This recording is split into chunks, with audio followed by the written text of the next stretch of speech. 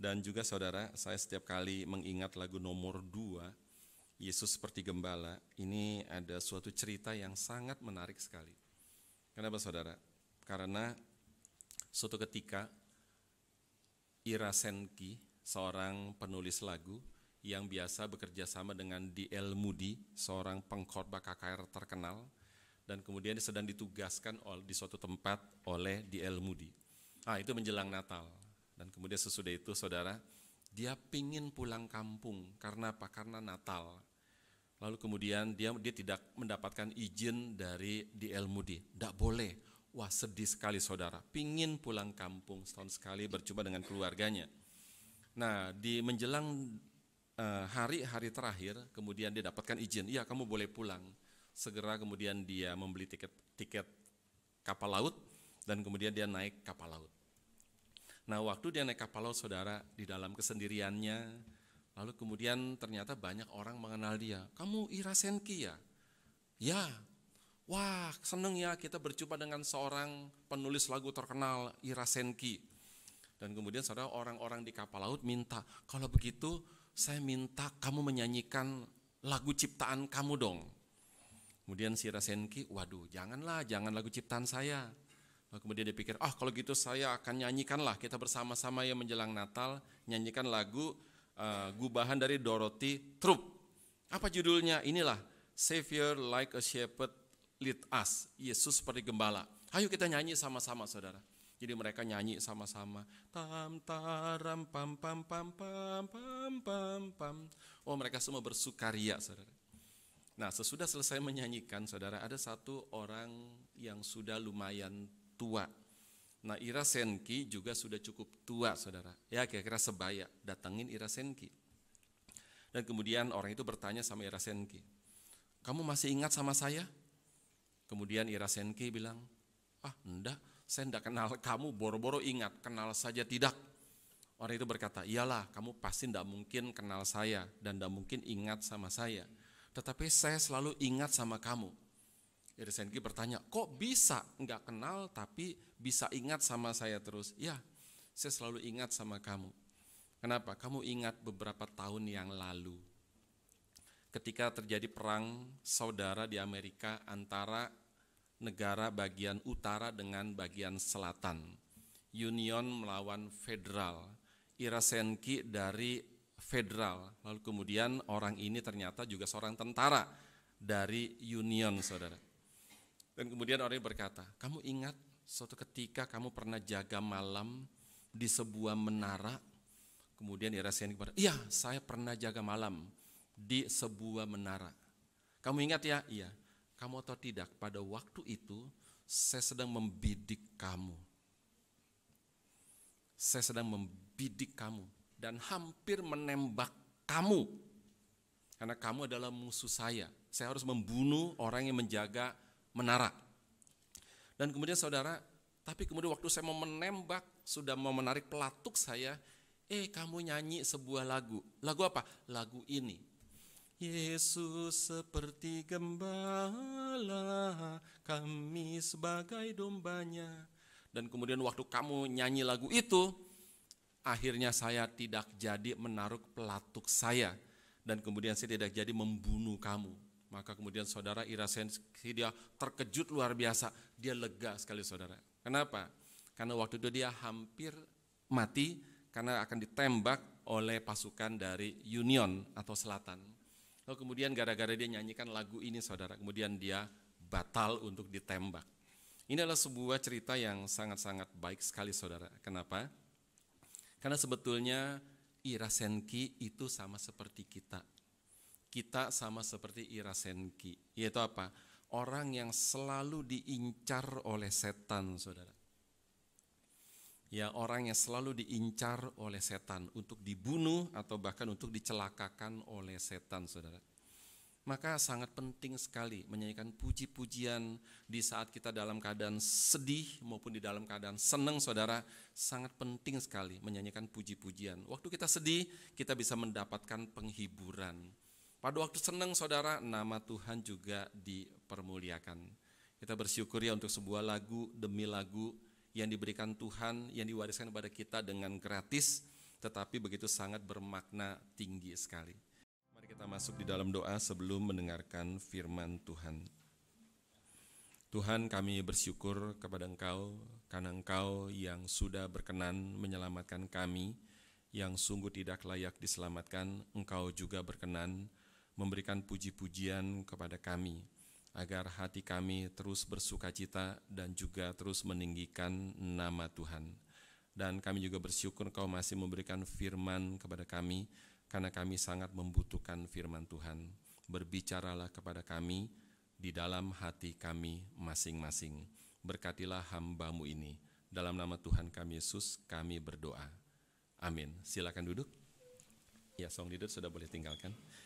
Saudara, hari ini kita masuk kepada pasal 22 dari Injil Lukas, yaitu kita akan memikirkan dari ayat 24 hingga ayat yang ke-38, saudara.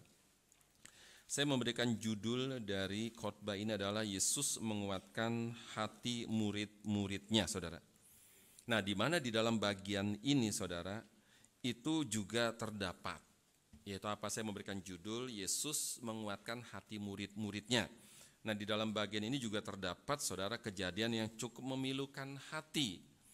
Mengapa, saudara? Karena pada saat yang sangat genting, saudara, mendadak murid-murid Yesus bertengkar tentang siapa yang terbesar di antara mereka.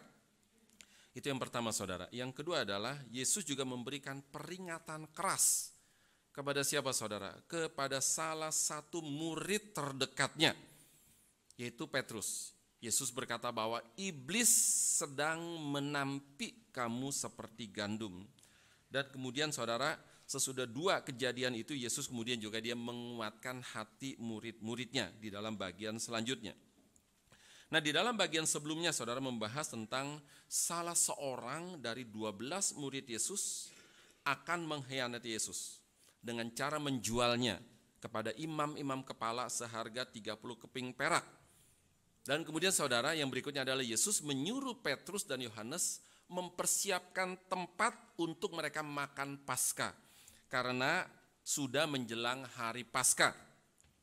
Dan yang berikutnya, saudara, Yesus memberitakan murid-muridnya untuk makan Paskah terakhirnya bersama dengan Yesus, dan kemudian supaya ini diperingati untuk mengenang kesengsaraan daripada Yesus, saudara.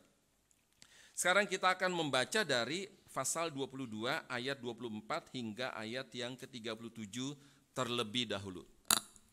Mari kita baca dari pasal ke-22 ayat 24 hingga ayat yang ke-27 terlebih dahulu. Kita bacakan semuanya bersama-sama, tidak bergantian. Lukas 22 ayat 24 hingga ayat yang ke-27. Demikian firman Tuhan. 2, 3. Terjadilah juga pertengkaran di antara murid-murid Yesus. Siapakah yang dapat terbesar di antara mereka? Yesus berkata kepada mereka, raja-raja bangsa-bangsa memerintah rakyat mereka, dan orang-orang yang menjalankan kuasa atas mereka disebut pelindung-pelindung. Tetapi kamu tidaklah demikian, melainkan yang terbesar di antaramu hendaklah menjadi sebagai yang paling muda, dan pemimpin sebagai pelayan. Sebab siapakah yang lebih besar, yang duduk makan atau yang melayani? Bukankah dia yang duduk makan? Tetapi aku ada di tengah-tengah kamu sebagai pelayan. Saudara, tadi saya katakan bahwa di saat-saat genting, saudara, yaitu Yesus akan menderita, ada seorang murid yang akan mengkhianati Yesus. Itu jelas adalah Yudas. Dan juga, saudara, di mana sebetulnya, saudara, mereka seharusnya prihatin. Kenapa? Karena jelas ada satu orang murid akan mengkhianati gurunya. Harus prihatin, saudara. Tapi justru kemudian mereka malah bertengkar satu dengan yang lain. Dan yang lebih memprihatinkan lagi, saudara, apa yang mereka pertengkarkan. Mereka bertengkar, siapa yang dianggap terbesar di antara mereka. Di antara kita, siapa yang terbesar. Dan siapa yang layak menjadi pemimpin di antara kita, saudara. Pertanyaannya, mengapa mereka bertengkar soal siapa yang terbesar di antara mereka, saudara? Ada 2 poin, saudara. Pertama, karena apa? Kita buka di dalam Yohanes pasalnya yang ke-13. Yohanes pasalnya yang ke-13, kita lihat dari ayat 31 hingga ayat yang ke-32. Yohanes pasal 13, kita baca dari ayat 31 hingga ayat yang ke-32. Mari kita membaca bersama-sama. 1, 2, 3. Sesudah Yudas pergi, berkatalah Yesus, sekarang anak manusia dipermuliakan dan Allah dipermuliakan di dalam dia. Jikalau Allah dipermuliakan di dalam dia, Allah akan mempermuliakan dia juga di dalam dirinya dan akan mempermuliakan dia dengan segera. Itu adalah penyebab yang pertama, saudara. Penyebab yang kedua, kenapa mereka bertengkar, saudara? Soal siapa yang dianggap terbesar di antara mereka. Dari Matius pasal yang ke-20, kita baca dari Matius pasal yang ke-20, kita baca dari ayat 21 hingga ayat yang dari ayat ke-20 hingga ayat yang ke-21. Matius pasal yang ke-20 kita baca dari ayat 20 hingga ayat yang ke-21. Sesudah menemukan kita membaca bersama-sama. 1, 2, 3. Maka datanglah ibu anak-anak Zebedius serta anak-anaknya itu kepada Yesus. Lalu sujud di hadapannya untuk meminta sesuatu kepadanya. Kata Yesus, apa yang kau kehendaki? Jawabnya, berilah perintah supaya kedua anakku ini boleh duduk kelak di dalam kerajaanmu, yang seorang di sebelah kananmu dan yang seorang lagi di sebelah kirimu. Saudara, di dalam Yohanes pasal 13 tadi, saudara, Yesus berkata bahwa dia akan segera dipermuliakan, saudara. Maka murid-muridnya berpikir, inilah saatnya Yesus menjadi raja. Tetapi Yesus belum menentukan siapa yang akan duduk sebagai menteri-menterinya, saudara. Maka kemudian mereka menentukan sendiri siapa yang terbesar di antara mereka. Siapa yang berhak duduk sebagai menteri-menteri Yesus, saudara. Di dalam Matius pasal 20 tadi, saudara, ibu anak-anak Zebedius adalah ibunya Yohanes dan juga ibu daripada Yakobus. Saudara, mereka sudah curi start terlebih dahulu. Datang kepada Yesus, pura-pura berlutut, tetapi juga punya maksud tertentu. Yaitu apa? Yaitu supaya nanti kalau kerajaanmu datang ya, kamu jadi raja. Nah, dua anakku itu, satu di sebelah kirimu, satu di sebelah kananmu. Saudara, kenapa? Ibu dari dua orang ini berani curi start, saudara. Karena orang tua Yohanes dan Yakobus itu punya hubungan saudara dengan orang tua daripada Yesus, saudara. Maka kemudian saudara akhirnya apa? Kemudian mereka, para murid-murid ini, mereka bertengkar soal siapa yang terbesar di antara mereka. Mereka salah mengerti, saudara. Apa yang mereka mengerti? Oh, Yesus akan dipermuliakan. Berarti dia akan menjadi sebagai seorang raja, saudara. Mereka cuma mengerti dipermuliakan sama dengan menjadi seorang raja, saudara. Tetapi mereka tidak mengerti bahwa salib itu, saudara, disitulah Yesus akan mendapatkan kemuliaannya, saudara. Salib, di mana Yesus akan ditinggikan, dia akan dipermalukan, sekaligus saudara, dia akan dipermuliakan. Itu namanya paradoks salib. Dipermalukan sekaligus dipermuliakan, saudara. Kita kembali, saudara. Yesus baru saja bicara dia akan menderita. Seharusnya murid-murid prihatin. Tetapi mereka malah memprihatinkan, saudara. Yesus berkata kepada mereka, raja-raja bangsa-bangsa memerintah rakyat mereka, dan orang-orang yang menjalankan kuasa atas mereka disebut pelindung-pelindung. Saudara, mereka bertengkar. Siapa yang terbesar di antara mereka, saudara? Mirip seperti raja-raja yang memperbuatkan kekuasaan. Kemudian mereka menganggap diri sebagai pelindung-pelindung. Di dalam bahasa Yunani bernama Euergetes. Raja sebagai pelindung, saudara. Di dalam Raja Mesir, saudara, kira-kira 3 abad sebelum Yesus, pernah ada satu orang keturunan Raja Mesir dari dinasti Ptolemeus bernama saudara Ptolemeus III, lalu kemudian ada gelar namanya Euergetes, yaitu sebagai pelindung. Ptolemy III sang pelindung, saudara. Yesus bilang sama mereka bahwa raja-raja bangsa-bangsa memerintah rakyat mereka. Dan orang-orang menjalankan kuasa atas mereka disebut pelindung-pelindung. Saudara, betulkah Ptolemy III seorang pelindung?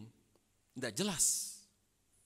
Yang jelas saudara, dia sangat melindungi dirinya sendiri saudara. Yesus mengajar mereka, kalau kamu ingin menjadi yang terbesar, kamu harus menjadi yang terkecil terlebih dahulu. Kalau kamu ingin menjadi yang terbesar, kamu harus menjadi yang paling muda, yang mungkin tidak dianggap. Kalau kamu ingin menjadi seorang pemimpin, maka kamu harus menjadi seorang pelayan saudara. Wah, ini ajaran yang tidak mungkin saudara, ini diajarkan oleh manusia saudara. Hanya Tuhan yang bisa mengajarkan ajaran seperti ini saudara. Kamu ingin menjadi besar? Kamu mesti menjadi terkecil dulu. Kamu ingin menjadi pemimpin? Kamu mesti menjadi pelayan terlebih dahulu saudara. Saudara, seharusnya seorang raja dengan seorang pelayan gereja, seharusnya saudara itu tidak beda saudara. Seorang raja seharusnya dia melayani rakyat.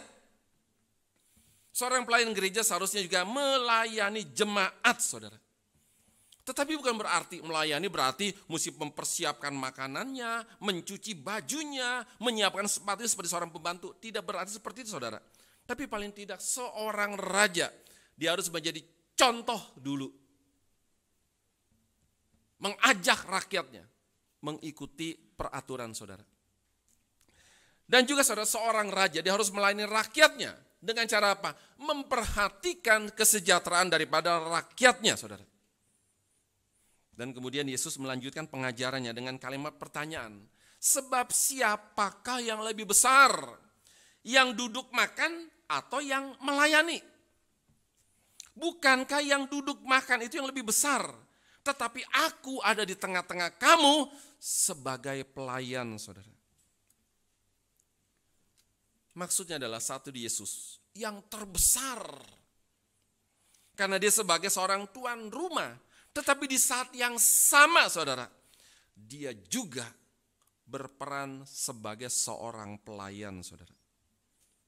Bahkan dia berperan sebagai seorang pelayan yang paling rendah. Pelayan ada banyak macam, mempersiapkan makanan tuannya. Dan juga ada yang mencuci kaki tuannya saudara. Yang ada di meja makan melayani tuannya lebih tinggi daripada yang mencuci kaki tuannya saudara. Dan Yesus berperan sebagai pelayan yang paling rendah. Kenapa? Karena dia mencuci atau membersihkan kaki murid-muridnya. Saudara, Yesus adalah sebagai tuan rumah atau sebagai bos. Sekaligus saudara, Yesus juga sebagai seorang hamba. Kita pikir saudara, betapa sulitnya menggabungkan kedua ini. Sekaligus sebagai seorang bos, sekaligus sebagai seorang pelayan saudara. Kenapa sulit saudara? Mayoritas bos maunya dilayani. Mayoritas bos saudara maunya dihormati saudara. Dan mayoritas bos kebanyakan memandang rendah orang yang lebih rendah saudara. Itu mayoritas bos. Mayoritas hamba atau pelayan saudara, dia memang melayani, tetapi saudara sambil melayani, sambil menjilat tuannya saudara. Serta memandang rendah sesamanya saudara. Pertanyaan buat kita, bagaimana sikap kita saudara? Waktu kita memandang orang berpenampilan bagaimana sikap kita saudara? Bagaimana sikap kita waktu kita memandang orang berpenampilan sederhana, bagaimana sikap kita saudara? Kalau kita saudara memandang orang berpenampilan tinggi saudara, dengan tinggi saudara, kita tidak beda dengan penjilat saudara. Kalau kita memandang rendah orang berpenampilan sederhana saudara, tidak beda dengan seorang penjilat saudara. Ini kesulitan. Maka saudara, mari kita memandang hormat semua orang tanpa memandang penampilannya. Mau mau sederhana saudara. Pandang mereka semua dengan sikap hormat saudara. apa yang kita takut? Pada waktu saudara, kita memandang rendah orang penampilan sederhana. Jangan-jangan itu adalah malaikat yang sedang menyamar saudara. Itu yang paling kita takut. Lalu yang kedua saudara, waktu kita memandang tinggi orang berpenampilan wah, jangan-jangan saudara, setan sedang menyamar sebagai orang yang wah saudara. Jangan-jangan. Saudara, kita ngelihat orang penampilan wah, sederhana, pandang dengan hormat saudara. Mari kita lanjutkan kembali di dalam ayat 28 hingga 30. Lukas 22 ayat 28 hingga ayat yang ke-30. Ini adalah kalimat-kalimat yang bersifat penguatan kepada murid-muridnya. Kita baca dari ayat yang ke-28 hingga ayat yang ke-30. Kita baca bersama-sama. 2, 3. Kamulah yang tetap tinggal bersama-sama dengan aku dalam segala pencobaan yang aku alami. Dan aku menentukan hak-hak kerajaan bagi kamu, sama seperti Bapakku menentukannya bagiku. Bahwa kamu akan makan dan minum semeja dengan aku di dalam kerajaanku, dan kamu akan duduk di atas tahta untuk menghakimi ke-12 suku Israel. Saudara, ada 3 poin dari ayat 28 hingga 30. Pertama saudara, murid-murid mempertengkarkan siapa yang terbesar di antara mereka. Padahal saudara, selama ini mereka sudah bersama-sama dengan Yesus. Dalam keadaan suka maupun dalam keadaan duka saudara. Bahkan lebih banyak dalam keadaan duka. Lebih banyak dalam keadaan pencobaan saudara. Di mana kalangan agamawan tidak suka dengan Yesus. Mereka benci Yesus juga beserta dengan murid-muridnya. Itu poin pertama. Dan poin kedua saudara, Yesus tidak mungkin akan melupakan murid-muridnya. Kamu sudah bersama-sama dengan aku, sependeritaan. Tidak mungkin melupakan mereka. Dan Yesus saudara akan memberikan hak-hak mereka di dalam kerajaannya kelak. Tetapi harus diingat, kerajaannya bukan kerajaan politik, tapi kerajaan Injil. Yang jauh lebih berharga daripada kerajaan politik saudara. Kenapa? Karena kerajaan Injil bersifat kekal. Kerajaan politik bersifat sementara, saudara. Saudara yang suka melayani akan bersuka cita. Kenapa? Karena bersifat kekal, saudara. Saudara suka melayani di gereja akan bersuka cita. Saudara yang memperhatikan jemaat. Saudara yang memperhatikan mimbar. Saudara yang sebagai liturgos, sebagai pianis, sebagai song leader, atau sebagai apapun juga saudara, itu akan bersuka cita. Kenapa? Karena itu bersifat kekal saudara. Dan orang saudara yang suka saudara memperhatikan gereja saudara, juga akan bersuka cita. Saudara memperhatikan kebersihan gereja, saudara memperhatikan keindahan gereja, juga akan bersuka cita. Kenapa? Karena bersifat kekal saudara. Itu poin yang kedua. Poin ketiga, murid-muridnya akan berjamu bersama kelak di dalam kerajaan kekal. Dan mereka juga akan menghakimi ke-12 suku Israel. Yang apa saudara? Yang tetap ngotot tidak mau percaya kepada Yesus. Yang adalah Mesias, yang adalah juru selamat buat mereka saudara. Sampai sekarang orang Israel tetap menolak Yesus. Sampai sekarang orang Israel saudara tetap menantikan Mesias. Dan saudara, murid-murid nanti akan menghakimi orang-orang Israel, ke-12 suku yang tidak percaya kepada Yesus saudara. Betapa sayangnya orang Israel yang sampai sekarang masih menanti Mesias. Padahal Mesias sudah datang 2000 tahun yang lalu. Dan juga betapa sayangnya saudara, orang sekarang. Mesias sudah datang. Tetapi saudara tetap tidak mau percaya kepada Yesus Kristus dengan berbagai macam alasan. Sekarang kita lanjut ayat 31 hingga ayat yang ke-34. Ini adalah kalimat Yesus yang sangat sebetulnya menggentarkan hati Petrus saudara. Pasal 22 ayat 31 hingga ayat yang ke-34. Kita baca bersama-sama. 2, 3. Simon, Simon, lihat, iblis telah menuntut untuk menampik kamu seperti gandum. Tetapi aku telah berdoa untuk engkau, supaya imanmu jangan gugur. Dan engkau, jikalau engkau sudah insaf, kuatkanlah saudara-saudaramu. Jawab Petrus, Tuhan, aku bersedia masuk penjara dan mati bersama-sama dengan engkau.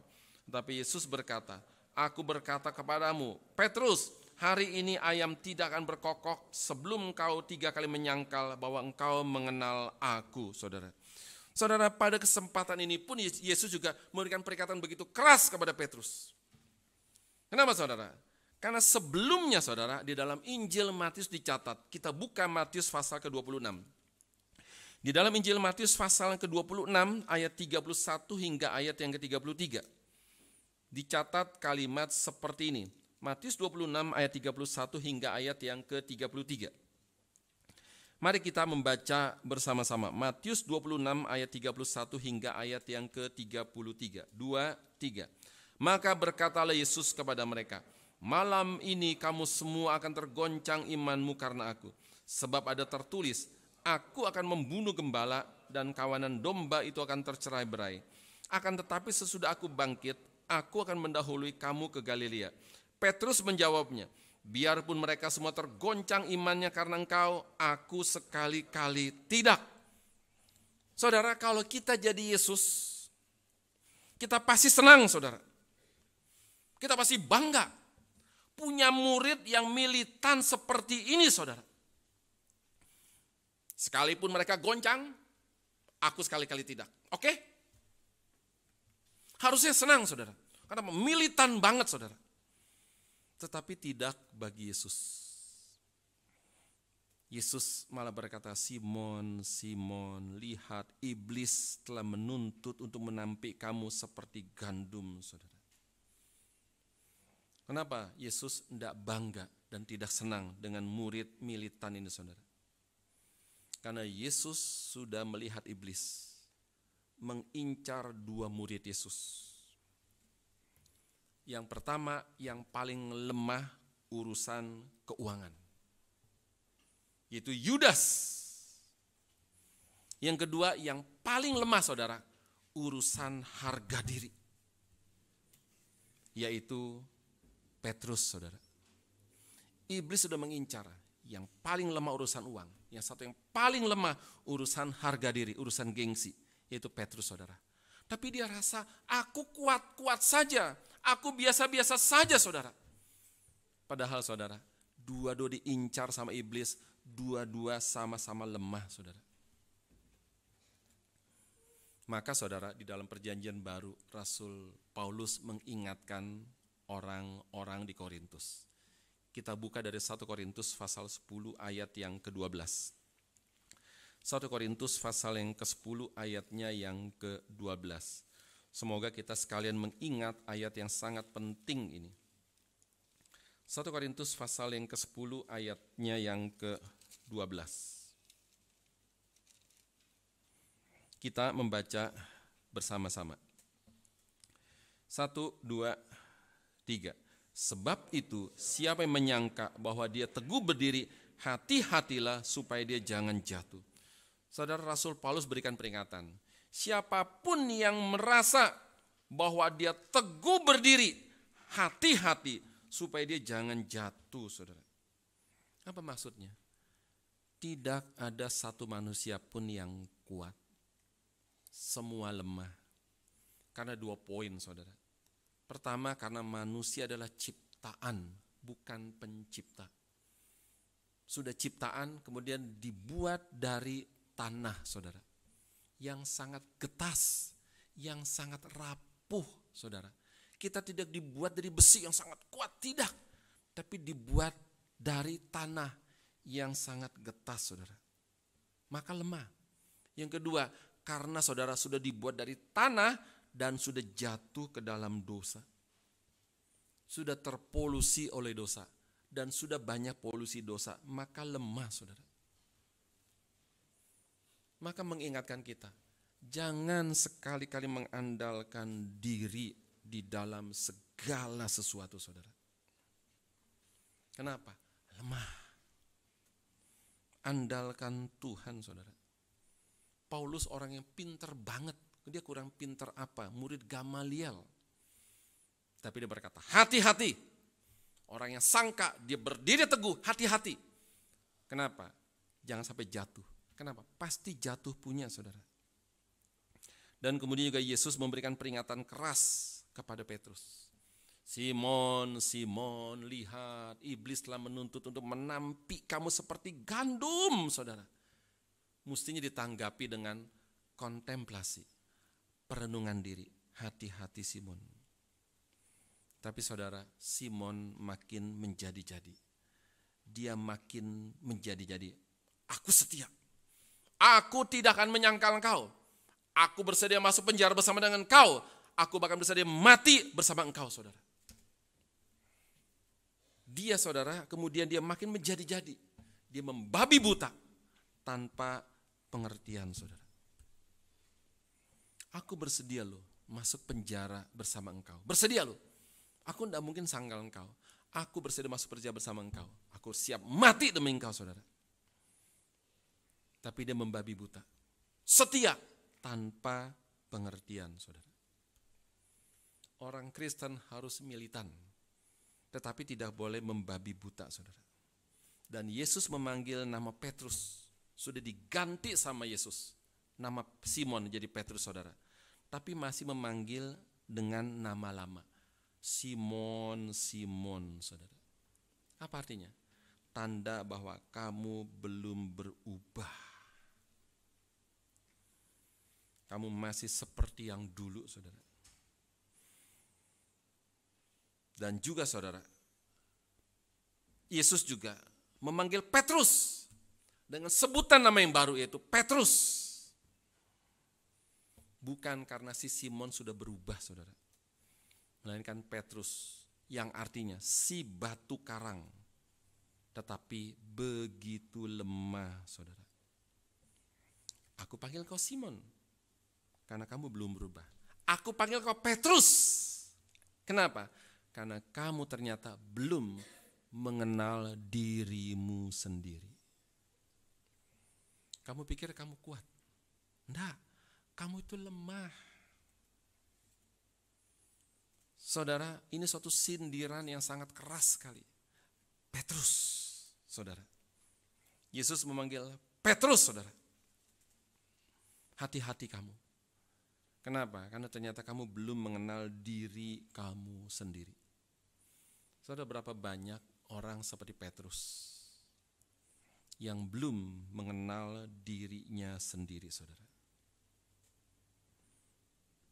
Tapi bersyukur, Petrus harus bersyukur kepada Yesus. Kenapa? Karena Yesus berkata, aku telah mendoakan kamu, saudara. Ini satu kalimat penting, tetapi aku sudah berdoa untukmu, saudara. Dan pada akhirnya Yesus izinkan Petrus jatuh. Tetapi tidak izinkan, saudara, dibiarkan sampai tergeletak, saudara.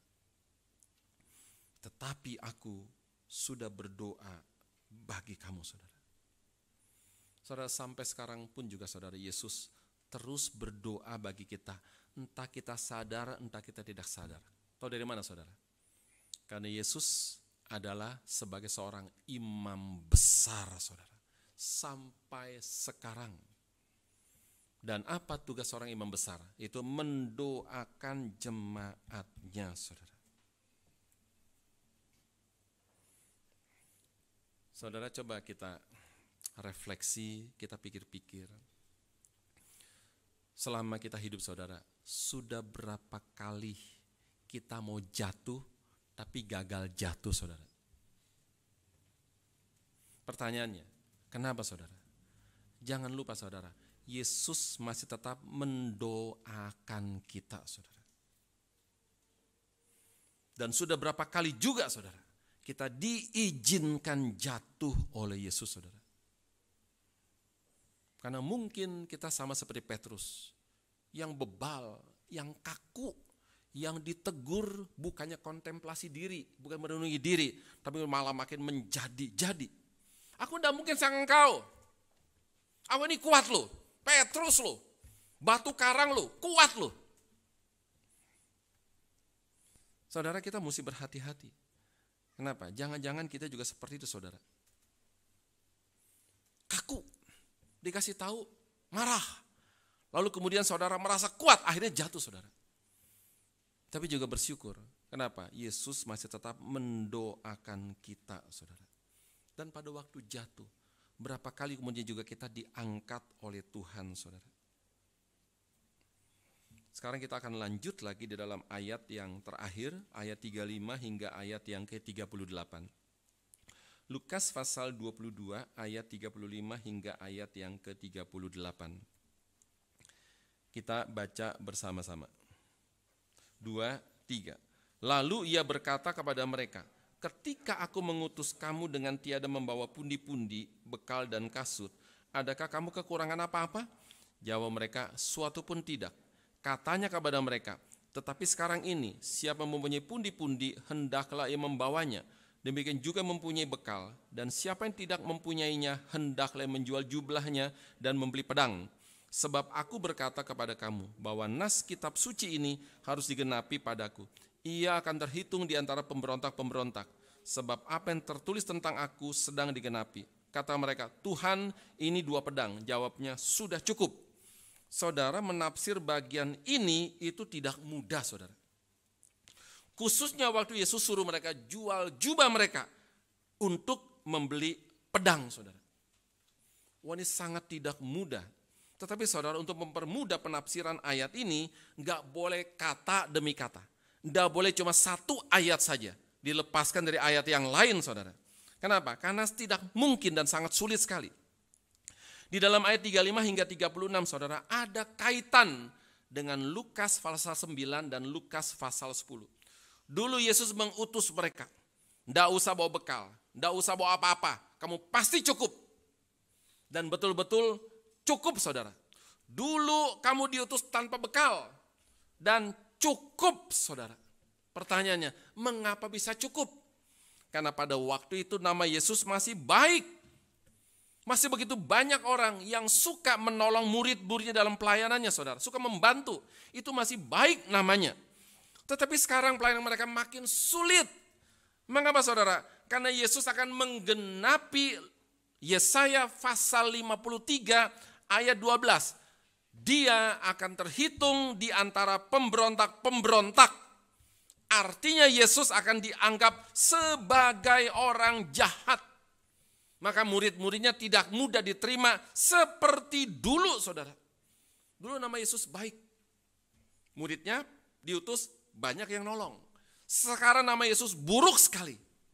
Maka sekarang, saudara, orang lain juga sulit menolong pelayanan daripada murid-murid Yesus, saudara. Maka saudara, sekarang makin sulit pelayanan. Sekarang kamu harus bawa bekal. Kamu harus bawa pundi-pundi kamu, uang kamu. Kamu harus jual jubah kamu dan membeli pedang. Ini sulit, saudara. Dan membeli pedang, saudara. Apa maksudnya? Saudara, ada 3 penafsiran tentang jual jubah dan beli pedang.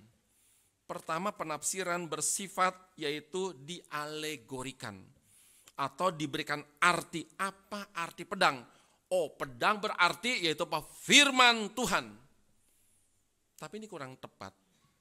Kalau disambung, membeli pedang, membeli firman Tuhan, kurang tepat penafsiran seperti ini. Yang kedua, saudara, penafsiran bersifat hurufiah. Betul-betul beli pedang, saudara. Juga kurang tepat. Kenapa? Pada waktu Petrus mengambil pedang untuk menetak hamba atau prajurit dari bait Allah, kemudian Yesus bilang, sarungkan pedangmu. Jangan gunakan pedang, jangan gunakan kekerasan. Saudara, Yesus paling tidak suka dengan kekerasan. Sarungkan pedangmu, saudara. Yang penafsiran ketiga adalah ini bersifat figuratif atau bersifat kiasan, saudara.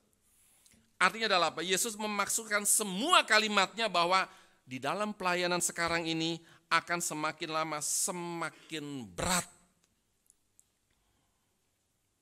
Lalu di dalam ayat ke-38, kata mereka, Tuhan, ini ada 2 pedang. Jawabnya, sudah cukup saudara. Dan murid-muridnya ternyata juga menghurufiahkan kata pedang itu saudara. Mereka salah mengerti maksud Yesus. Tuhan, ini ada 2 pedang. Kemudian Yesus jawab, itu sudah cukup. Bahasa Inggris, it's enough, saudara. Menggunakan bentuk tunggal, bukan bentuk jamak, saudara. Secara logika, mana mungkin 2 pedang cukup untuk membela diri? Mana mungkin 2 pedang cukup untuk melawan sepasukan tentara Bait Allah? Saudara, waktu tentara Bait Allah menangkap Yesus jumlah berapa, saudara? Kira-kira saudara, cuma 1.000 orang. 1.000 orang tentara Bait Allah, saudara, datang untuk menangkap Yesus. Mana mungkin 2 pedang cukup, saudara? Apa artinya, saudara? Yesus menyatakan ketidakpuasannya kepada murid-muridnya. Kamu masih nggak ngerti juga. Yesus bilang, sudah cukup, saudara. Kita akan akhiri khotbah ini, saudara, dengan refleksi. Saudara, apakah sesudah kita mendengar khotbah ini, pelajaran apa yang kita dapat? Kalau mau ditarik poin banyaknya luar biasa, tapi saya tidak mau. Kenapa? Karena kita bisa tidak fokus. Nah, dari khotbah hari ini, saudara, pelajaran apa yang bisa kita petik, saudara, dari khotbah hari ini? Yang kedua, saudara, maukah kita menjalankannya, saudara? Poin pertama, mereka bertengkar. Dalam pelayanan saudara, jangan bertengkar. Ada banyak toleransi, saudara. Yang lebih senior mengerti yang junior, kekurangannya. Yang junior juga, saudara, dia mengerti yang lebih senior, harus menghormatinya, saudara. Begitu banyak, saudara, di dalam pelayanan orang bertengkar. Saya kadang bingung, orang bisa bertengkar di gereja, mungkin lupa ayat ini, saudara. Mungkin lupa ayat ini. Harusnya mereka ingat ayat ini. Mau jadi yang terbesar, mesti menjadi terkecil. Mau jadi pemimpin, mesti menjadi pelayan, saudara. Tapi kebanyakan orang kenapa bertengkar? Mempertahankan ego, mempertahankan gengsi. Itu incaran iblis. Saudara, iblis paling suka kerja di mana? Di dalam gereja, saudara. Kita sih bersyukur ya, ini gereja masih aman, saudara. Belum ada pertengkaran, semoga jangan ada selama-lamanya, semoga jangan, saudara. Tapi harus diingat, saudara, di dalam gereja jangan bertengkar, apalagi soal pelayanan, saudara. Dan juga hati-hati, iblis, saudara, terus mengintai kita sekalian. Saya pernah tulis di Facebook, seorang hamba Tuhan mesti hati-hati. Kenapa? Kalau iblis tidak berhasil mengincar dianya, iblis akan mengincar keluarganya, saudara. Yang paling lemah. Dan juga, saudara, semua pengurus di sini sama. Kalau iblis gagal mengincar kamu, iblis akan mengincar keluarga kamu. Maka berhati-hati. Juga sama jemaat, saudara. Kalau iblis gagal mengincar kita dan mengincar keluarga kita, saudara, maka kita mesti menjaga keluarga kita seluruhnya, saudara. Dari suami, istri, anak-anak harus dijaga, saudara. Harus bergantung dan bersandar kepada Tuhan. Kenapa? Iblis terus mengintai dan mengincar, saudara. Berapa banyak hamba Tuhan besar gagal. Kenapa? Karena dia tahu iblis tidak bisa menjatuhkan dia. Tapi dia lupa, saudara, iblis bisa menjatuhkan anggota keluarganya, saudara. Dan yang terakhir, saudara, seperti Yesus menguatkan hati murid-muridnya. Oh, kamu akan berjamu bersama dengan aku.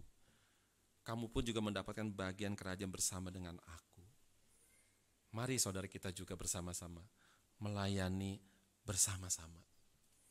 Dan kita akan mendapatkan bagian bersama-sama di dalam kerajaan yang kekal, bukan dalam kerajaan dunia yang sementara ini.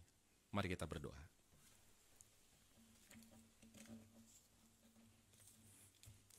Tuhan, kami bersyukur kepada Engkau karena Tuhan adalah Tuhan yang terus menegur kami dan mengoreksi kami, ya Tuhan, karena kami seringkali lemah tapi menyangka diri kami kuat. Kami seringkali, ya Tuhan, pingin menjadi yang terbesar di antara yang terbesar. Kami tidak rela menjadi orang yang dipimpin. Kami juga kurang rela menjadi pelayan. Oleh sebab itu Tuhan, melalui firman pada hari ini terus ingatkan kami, supaya kami semakin lama, ya Tuhan, semakin menyenangkan hati Tuhan, baik di dalam gereja maupun di dalam keluarga, maupun di dalam masyarakat, maupun di dalam pekerjaan kami. Kiranya Tuhan terus pimpin kami dan jaga kami, agar kami menjadi orang-orang yang sungguh-sungguh menjadi berkat dan mempermuliakan Tuhan, bukan mencari kemuliaan diri kami sendiri. Kiranya Tuhan pimpin kami sekalian. Dalam nama Tuhan kami Yesus, kami berdoa. Amin.